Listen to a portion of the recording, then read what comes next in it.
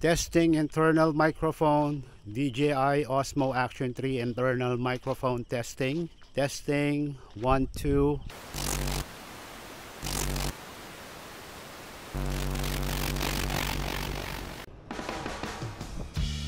Ayun, bale nagpasama nga sa akin si Mrs. na mamalengke.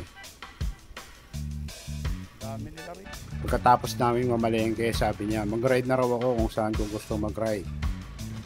Kaya ginawa ko na rin itong pagkakataon para matest si DJI Osmo Action 3. Sa una hindi ko pa alam kung saan ako pupunta. Magnunubali ba ako, magka-cardiac hills, o magdadabilan. Isip-isip.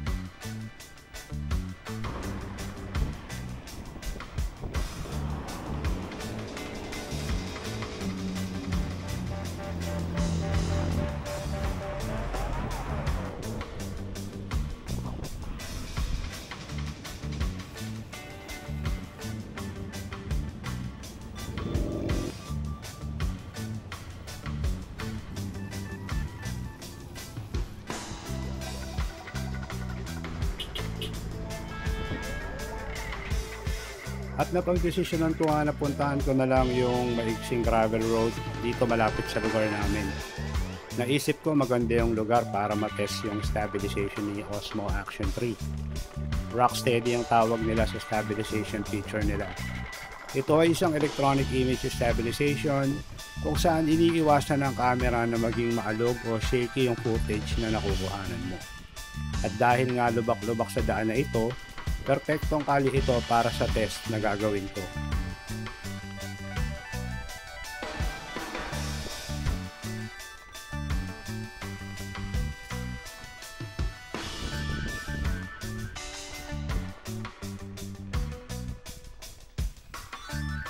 Dalawang destinasyon nga pala ang tutumbukin ng kaling ito. Yung pakanan ay papuntang Dabilan kung saan tatawid ka sa ilog ng Carmona.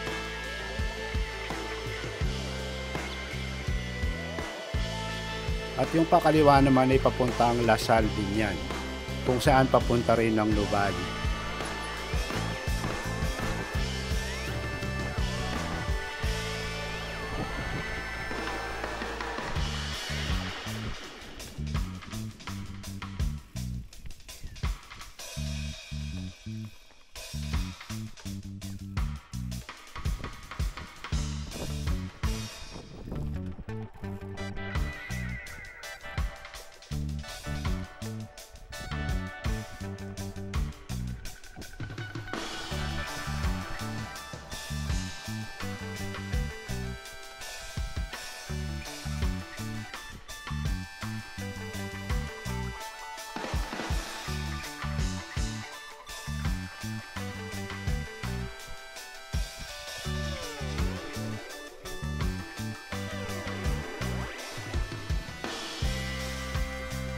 Sobrang napahanga ako ng Rocksteady, lalo na at naka-rigid fork ako.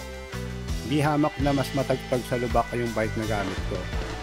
Pero sobrang minimal lang yung alog sa footage na halos di mo na mapapansin yung alog. Hindi masakit sa ulo panoorin yung video.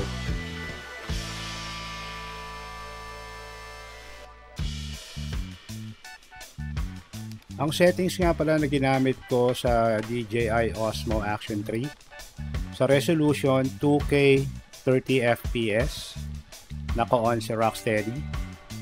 Field of view ay wide, ang color ay normal, white balance ay auto, auto rin ang exposure value.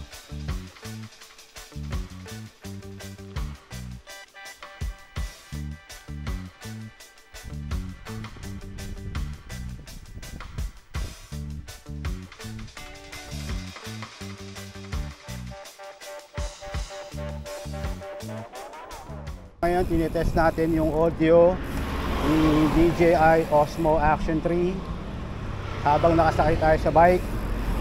Tingnan lang natin kung makukuha ba yung boses natin, kung nasasagap ba niya, medyo mahangin, kung malinaw ba o klaro ba yung sagap ng audio.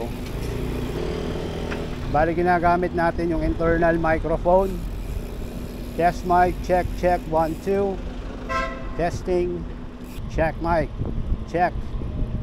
Para sa akin ay sulit na sulit itong si Osmo Action 3. Saktong-sakto siya sa mga plano kong gawing video. Sulit rin yung presyo niya. Ang kapresyo niya kasi ay ang GoPro Hero 9, pero on par siya sa GoPro Hero 11.